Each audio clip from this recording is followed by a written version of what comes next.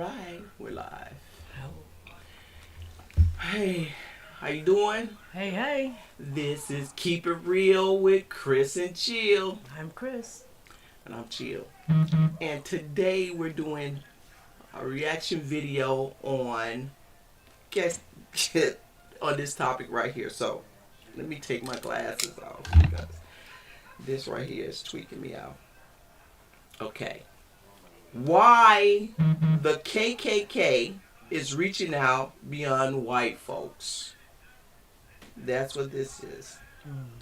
Okay, so we finna read this and it says, and this is what we're gonna do while we read this, right? As Americans' longest lived white supremacist organization, the Ku Klux Klan has achieved a rare kind of name recognition. You know, the way people say Xerox when they mean to photocopy, or Kleenex when they mean tissue. KKK functions something like that. Except it shorthands to racial terrorism and extrajudicial killings. It's a dilemma that some Klan groups are trying to address by being less, well, clannish.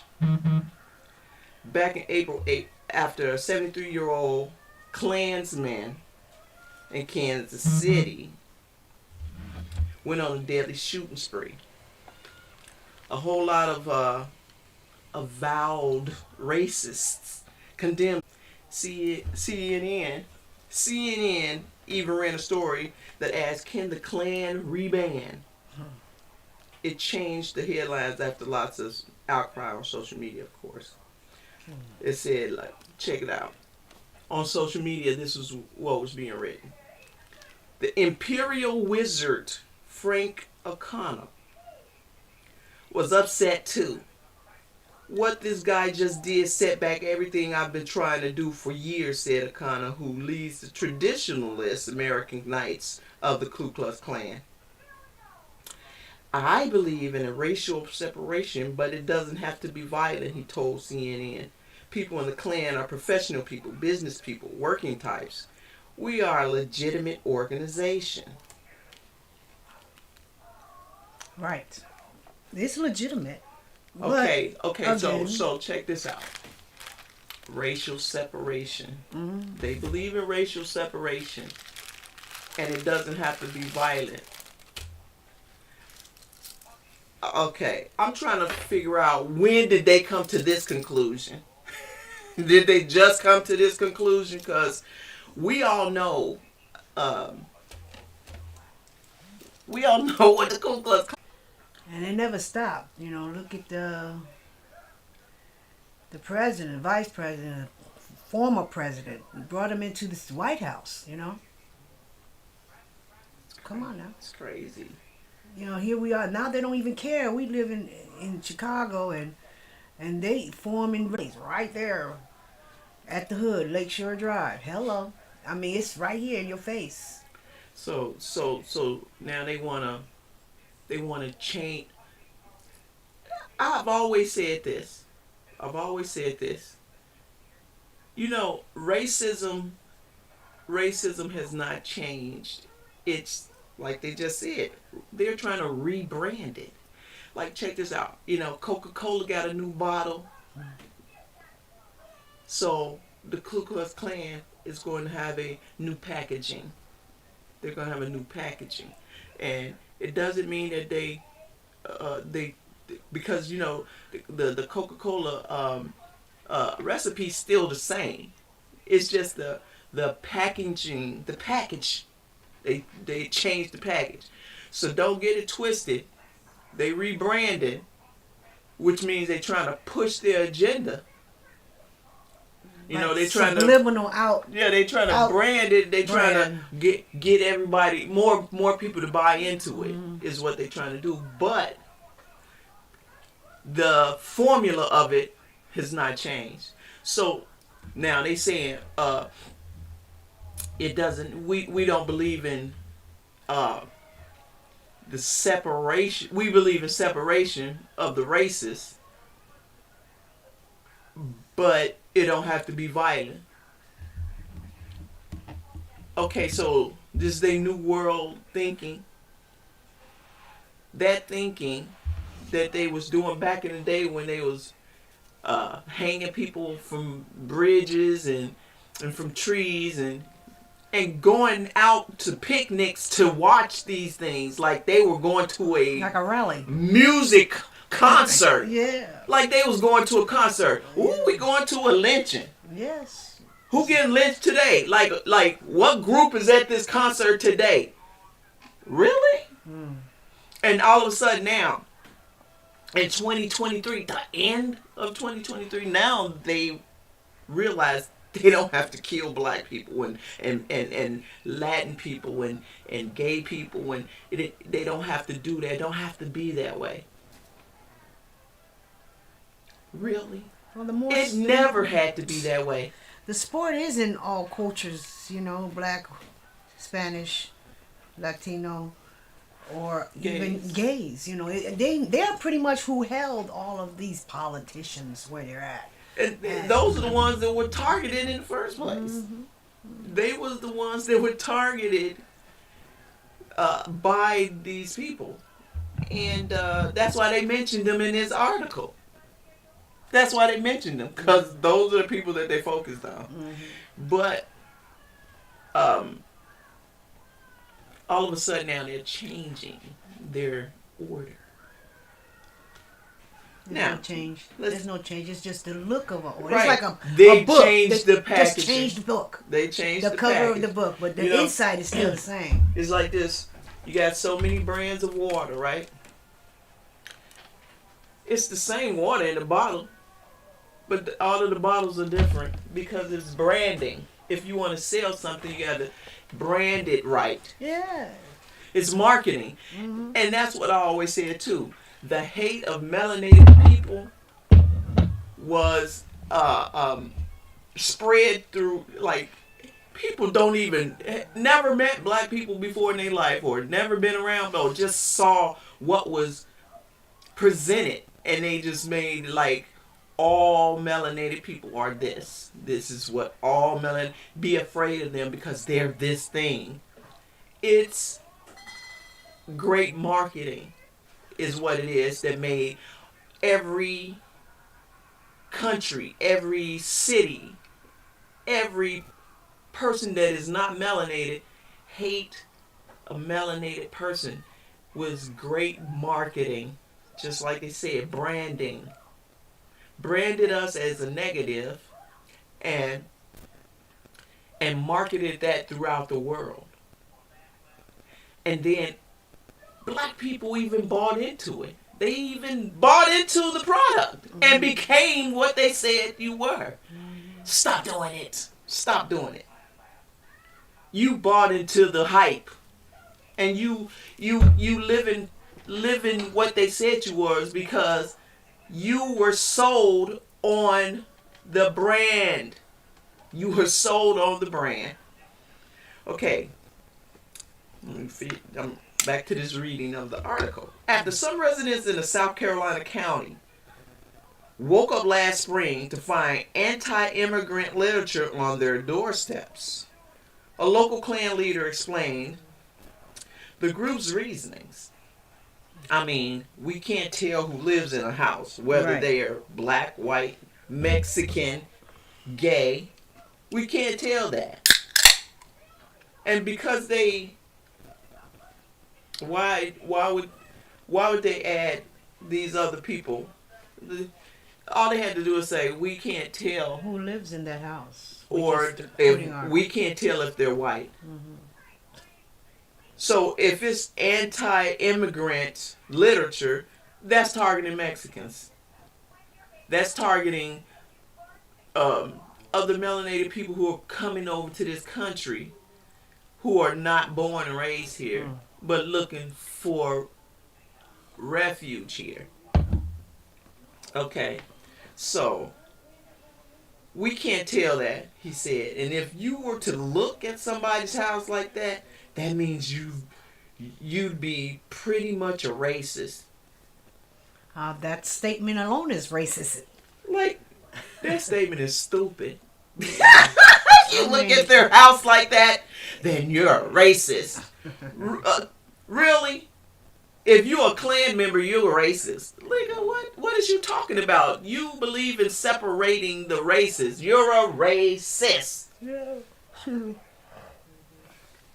Yeah. John Abar, a Klan leader in Montana, is going even further. Last week, Abar said his newly formed Klan group, the Rocky Mountain Knights, would not discriminate on the basis of race or sexual orientation. Right. They lied. The KKK is for a strong America, Abar told a local newspaper. White supremacy is the old Klan. This is the new Klan. Right. What is so... Okay. Abar's Klan group will go after what it calls the One World Order. One World Order. Hold on now. Listen to the One World Order. One World Order. Mm-hmm. His world. There you go. His world. Now check this out. Now if the Klan believe in race separation, it used to be the New World Order, but now it's the One World Order. So what one world is it going to be? Because it's not going to be melanated people if they believe in race separation and they're white. That's the one world they're talking about. But I wish people just will understand. Melanated people are not going anywhere because God made us. God made us. And you can't undo what God has done. He made us. He want us here. So, one world order. Get your mind right. Get your mind right. Some traditions will endure. Some Klan traditions will endure. However, Bar's Knights will still require donning the traditional hoods and robes. That's why they're not wearing the robes and hoods. Okay, yeah, I've seen. And just being out in the open. They just wear the robe and no hood. But this is the thing. See, back in the day, they didn't want you to know who they was. It was they was living a double life. It was like, okay, I'm this evil thing, but I want to portray myself as a citizen, yes. A loving and caring citizen. But at night, I go out and lynch black people with my hood on, like it's a superhero suit. You didn't know then that the corner store man, black people or people of minority, was buying food from this guy. At the end of the week, he already picked out who he gonna kill, and one of you are them, because you're not white.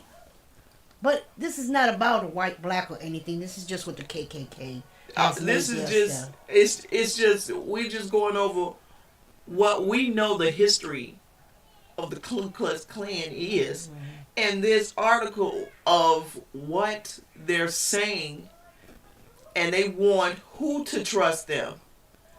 If you killed a generation of people, not a generation, but different members of a generation of one family, how are you expecting that family, anyone in that family, to trust you?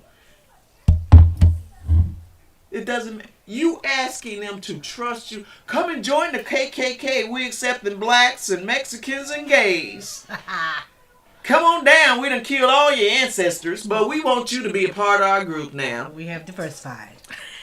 We are rebranding. Right. No, we want you to come to. We tired of chasing after you. We want you to come to us so we can the door, so we can have our sport without having to go chase after you. We don't want to. We can kill you in the daytime in our little members' house where we ain't got to go outside and look for you. You just gonna come to us. It's coming to a purge, you know. Right. You gonna Come to our purge. come on to the haunted house where everything is real. Hey, I'm telling you. Like, really? Come to our purge. Okay, because he's saying, however, some traditional hoods and the hoods and roads, some other clan types are none too keen on Abar's new pitch. One said he's trying to reform his public image to further his political career. Haters gon' hate, though. Yeah. These stories keep Change the rules. said these stories keep bubbling up into mainstream news and revealing schemes in the world of white supremacy that we don't see a lot of. Just this past weekend, down in Texas, a neo-Nazi group and a Klan group held competing anti-immigration demonstrations. Same weekend, different locals. Well, they're not anything like us, the neo-Nazi leader told a columnist from the Fort Worth Star-Telegram. We're both pro-white, but our politics are very different. We like killing. They want to change it from killing. They want to market it. No, this is where their politics differ. We young. Neo-Nazis like, we young. We don't mind going out and hunting for our prey. That's right. And the Ku Klux Klans, the Knights, are saying, we tired of going out hunting for our prey. We got jobs. We got all these things going on. My store. We want them to just come on to us and we'll serve you to the public. And we'll take it from there. Yeah. You just come on in here and we'll take it from there. Yeah. Sounds sort of like a horror movie to me. It sounds like a horror movie. Oh, let's go in here.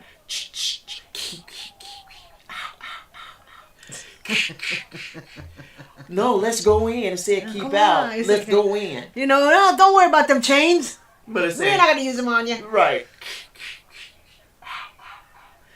The Klan members' house, the little where they register you as a member, however they do it. It said, here come all of the minorities and the people that they hated for years and they still hate, wanting to be accepted. Oh, I want to be so accepted by them, like they hated us for years. Yeah, we're in America. We're I going want to be a part of something like that. Since prosper. they're letting us in. No, they're not letting you in. It's a trap. It's like when you put cheese on a mouse trap, it's not because you're feeding the rat. It's because you want him to get caught and killed. That's what it is. You want to feed it to everybody else. This is what it is. Okay. Right. So, but David Cunningham, the author of Klansville, USA, a book about the civil rights era Klan, said that none of this, the push to expand the Klan's big pointy hooded tent, the focus on mainstream positioning, is very new. Nothing. He says none of this is new. He says the incarnation of the Klan that rose to prominence in the 1920s was spurred in large part by a targeted public relations campaign. Their leader literally hired 2 marketing people to sign up as many members as possible, and the 2 marketers, didn't I tell you? I told you it was marketing. I be on it, nigga. I'm telling you. Would be paid by the people who joined, he said. A big part of their markets research was about learning which local issues people in a given community were most concerned with. The Klan leaders would pitch to the locals the idea that the Klan was just a civic organization that could tackle them. Tackle them, all right. So, let's reel that back in. Did y'all hear what I just said? Reel it back in. So, they had some marketers, right? Ku Klux Klan head marketers. And the leaders would pitch to the locals so they can get members and ask them, what do you have the most problems with? What bothers you the most in the community? And the majority of those being white people that they was trying to pull in the 1920s. Who do you think they was gonna say the problem was? Them niggers. I'm tired of seeing them blackens. Black people, minorities, those gays. I'm tired of seeing gay people. I'm tired of seeing Mexicans and Puerto Ricans and anybody who's not white. The Chinese. I don't want to see them around here. Okay, so the marketers, right, was saying we're just a civil organization that could tackle all of them in situations. Not really. We can tackle all them situations for you. Yeah, of course. Give us your problems. We'll take them We by gon' killing we your gonna ass. fix those for you. We gonna fix those. So the whole scheme was to present the Klan as the solution to any problem. Wow, really? Yeah. See, when you read the articles, you got to delve deep down into it and see the unsaid, the unspoken, Read between the lines. and the facts about what you know throughout history of what's been going on. You have to read between the lines of what's being said. You have to know, if you're a melanated person, your own actual experiences with this group. How they were shooting at me, and when I was 13, riding my bike in Melrose Park, shooting with a BB gun, trying to shoot me, and I could hear it pew pew pew pew bouncing off metal because they was missing me, because God was with me. That's why. So they could tackle all of these problems. Cunningham said, well, any white Anglo-Saxon Protestant problem, they can eliminate that. They can handle that. Here's a quote. I mean, we can't tell who lives in the house. When we leave Klan literature on their doorsteps, whether they're black, white, Mexican, gay, we can't tell that. And if you were to look at anybody's house, yeah, that would make you a racist, they said, which I just want to say you sound stupid. Whoever said that, you're stupid. But you ain't heard that from me because I ain't one of the guys. Right. Okay. It sounds like a modern American media push today. The birth of a nation. And violence, racism, and bigotry led to renewed interest in the Klan, which had foundered after Reconstruction. And for a while, this riveted 1920s era Klan flourished. It was an incorporated entity with millions of members across the country. The Klan held huge marches in Washington, D.C., and its influence swung elections. President Warren G.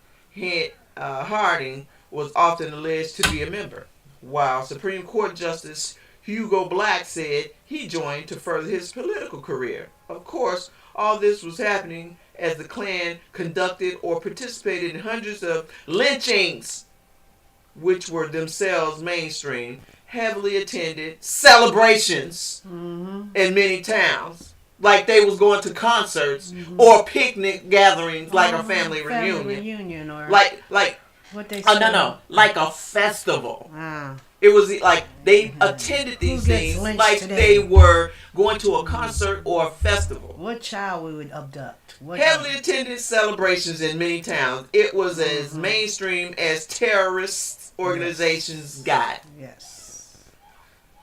By the 1940s, though, Cunningham said the big unified Klan was bankrupt by the IRS. Then different groups calling themselves the Klan rose to prominence in the 1960s to protest integration and civil rights laws.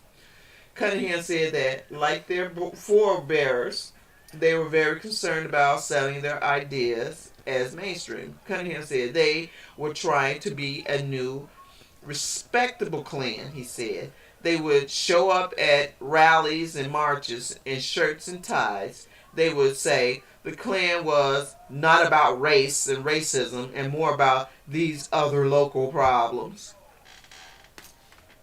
The, the local problems that they had was black people and melanated people.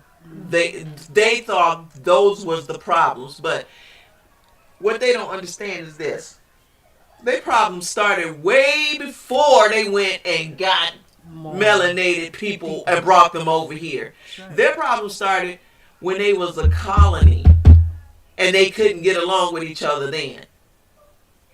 They're their own problem, but they don't take ownership of their of what their behaviors. Like the colonies split it up because they could not get along, because they couldn't come to agreements on how they wanted to move forward. So, yeah. And so, how did we become the problem? We, as melanated people, were dragged from our melanated countries, lands, sold off to the white slave owners by our own backdoor niggas in our own cultures. See, backdoor always was a thing too. Backdoor niggas was always a thing. That's why we were slaves, because we got backdoored by our own people. And that's another story that we gonna hit on another episode, though. Yep. So who can bring you in if you didn't have your own to come and get you? Okay, so now, okay, so they trying to rebrand. They showed up in suits and ties, right? Shirts and ties.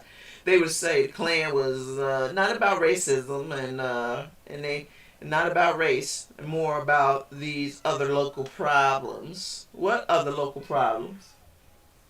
Everybody having the same problems.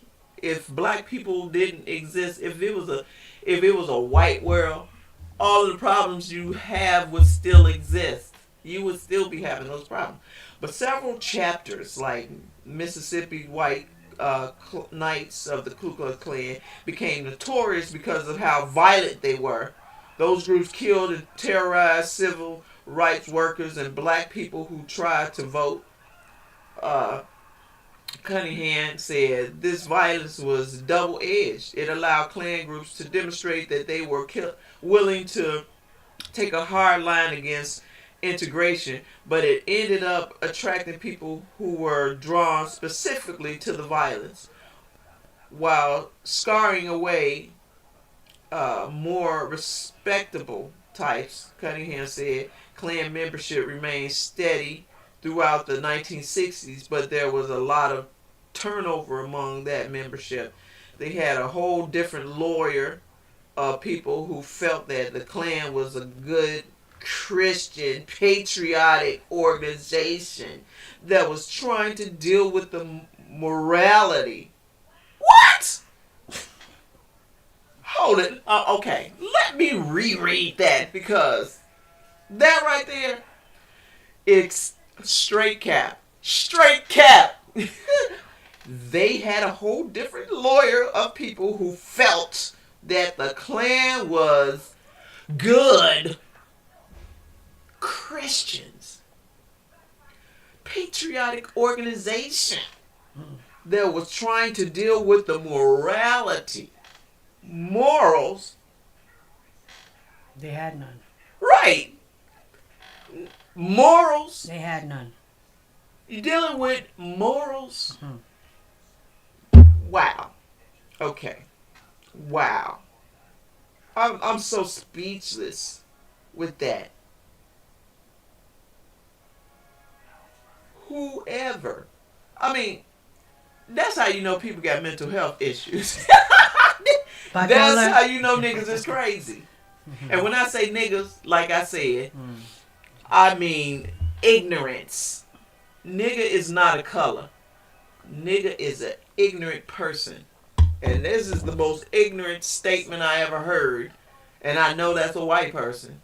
Because white people can be niggers too. Mm. Right. And they call us niggers and then you call them nigger back and they get mad because they think nigger means black. No, nigger means you ignorant. You a big dummy. Okay, so. Wow. Cunningham said, and those people really believed it. They really believed that. Mm-hmm. Because they was yellow school bus. Okay, then they would quickly leave when they realized what was going on. Right. They knew what was going They on knew, from Jump Street. They brought it in. Talking They about lured some- you in like a I fish. thought they were a good a Christian group. Right. You heard what the Klan was doing. That's right. You heard. Because they talk amongst everybody. Yes. If the black community heard about them, the white community heard about them. If the Mexican community heard about them, the white community heard about them. If the Puerto Rican community heard about them, the white people heard about them. If they heard about them in other countries, I know the white people heard about them. So, really, you is not getting out. You cap it. You ain't getting out on that. And they left. Did they really? Did they really leave, or did they just sit on the outskirts of it so that they won't be attached to it, but they believed in what was going on? Right. Yeah, so that's what was really happening. It's like a Band-Aid. It's like this. Okay. I believe what they believe. I feel what they feel, and I condone what they feel. But I don't want my face on there, so I'm going to step back out of the circle. But just outside of the line, so that my picture don't get taken.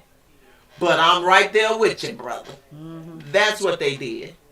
That is what they did. Today,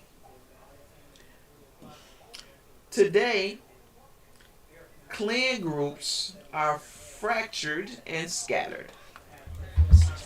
The Southern Poverty Law Center puts the number of Klan members across the country at between 5,000 and 8,000. That's a far cry from the millions of Klansmen of the 1920s or the tens of thousands the group boasted during the 1960s. Wow. So they're saying that they have dwindled down to there were 5,000 and 8,000. They're 5,000 and 8,000 now.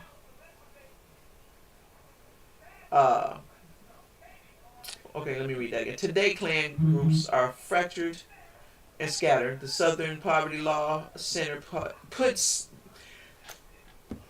the number of Klan members across the country at between 5,000 and 8,000. That's a far cry from the millions of Klansmen of the 1920s or the tens of thousands the group boasted during the 1960s. Now, that's capped too. The Southern Poverty Law Center, who probably are Klans members, ain't gonna put the real number of Klan members so that we can think it's only that many of them. No. After it was tens of thousands, no.